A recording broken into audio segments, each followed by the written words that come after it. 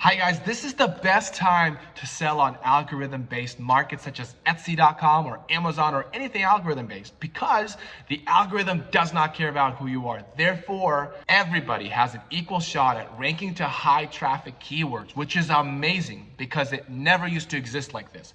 So, if you want to know how to leverage the algorithm to generate high amount of income, unreal amount of income, and you don't have to be a big company, you can be just a person in your room. If you want to know how to leverage the algorithm properly to be noticed, then make sure to keep watching this video because I'm going to give you some tips and tricks that help me grow my store to a place I never thought I'd be.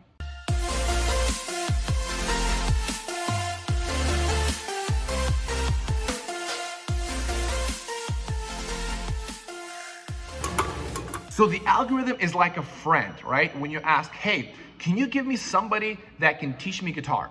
Now, the algorithm in 2005 or early 2000 would have been like, looks through the information and remembers a person wearing a guitar and says, this is the person you want.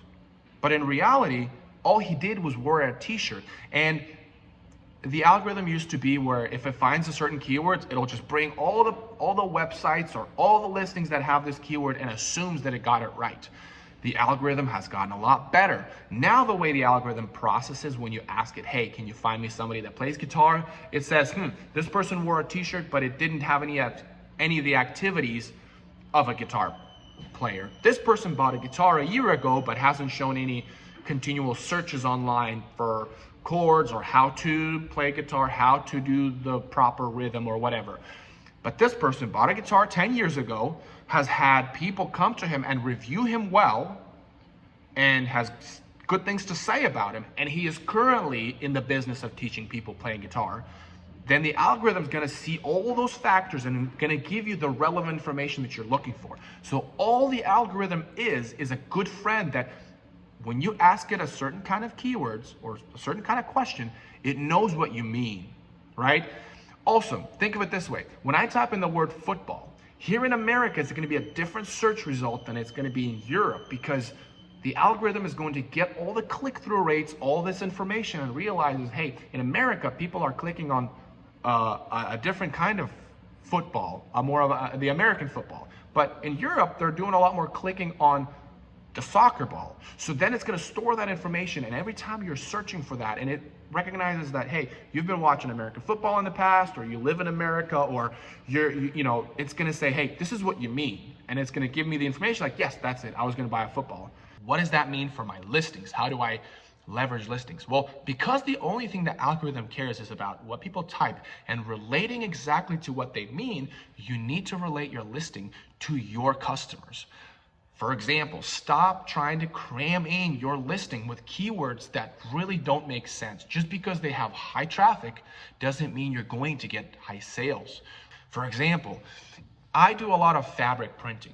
For me, it's really important that people to understand what people mean when they're typing a particular design, right? So if I found out that the keyword blush floral is a high searching keyword in terms of design, but then I find that tattoo floral is a good one. And I'm going to be like, okay, cool. I'm going to start designing blush floral with the context of tattoo fashion, or tattoo kind of art. And if you guys know what that means, the tattoo floral is very gritty. It's just, there's a lot of sharp ends and there's mostly dark. So I'm trying to find ways to get the blush into the darks, and then I make a particular face mask or fabric and I'm trying to sell it.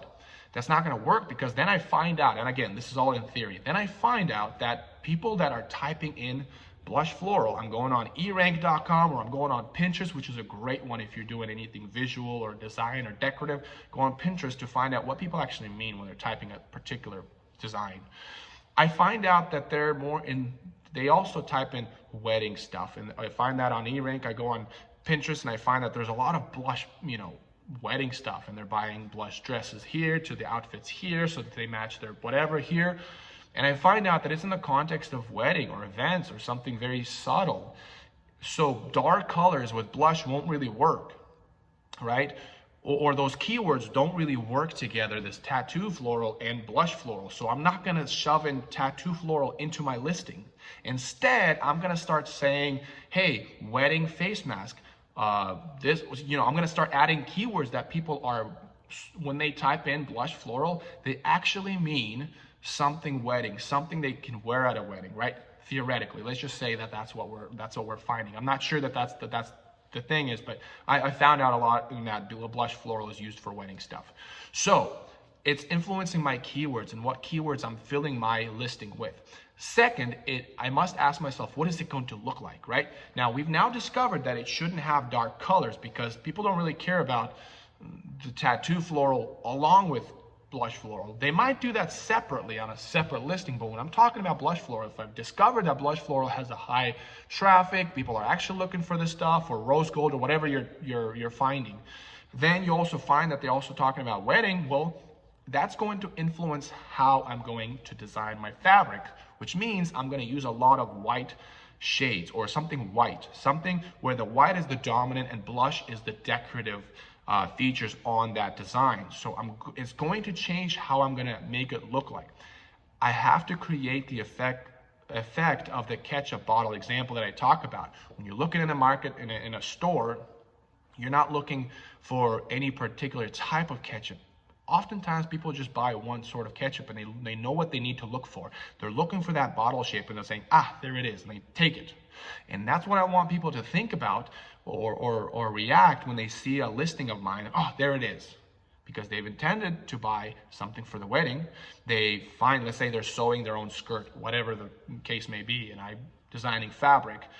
They're like, that's the one I want. And so because they're going to a wedding, they're blush floral in the context of white, and they see a beautifully white floral, white as the base color or shade, it's not a color, base, a shade, and that's what they want. Then they're clicking through that. They're giving me a high click-through rate because I related to those people, right?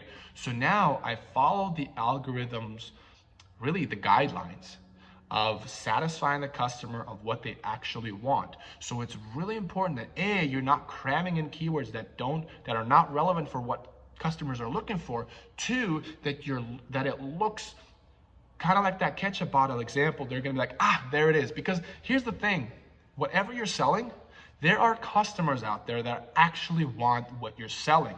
You just have to be smart in helping them navigate the algorithm to find you, because the algorithm is on your side to find those people, because that's when they make money and that's when you're going to make money. So make sure that you do your due diligence to find out the keywords that your customers are looking for, so that they don't get lost with other product, but they find their way to your product and be like, there it is. It doesn't matter what you sell. You just have to be good at writing out the keywords, creating a proper list, designing it, taking a photo of it properly, making sure the features that you consider the customer that they're going to be looking for when they're scrolling through it. Make sure that the features are well established on the thumbnail.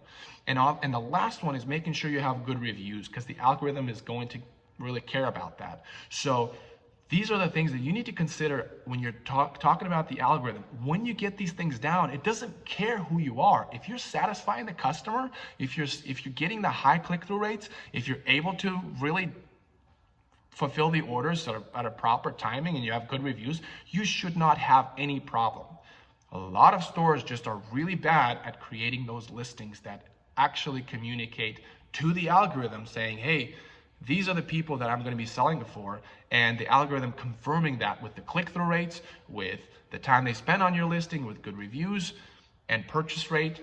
All that is important. So if you like this video, make sure to subscribe, because I'm going to give you more information that really helped me to grow my business to a place out of my room, out of my garage, into a big shop where I have employees, industry machine to fulfill my orders.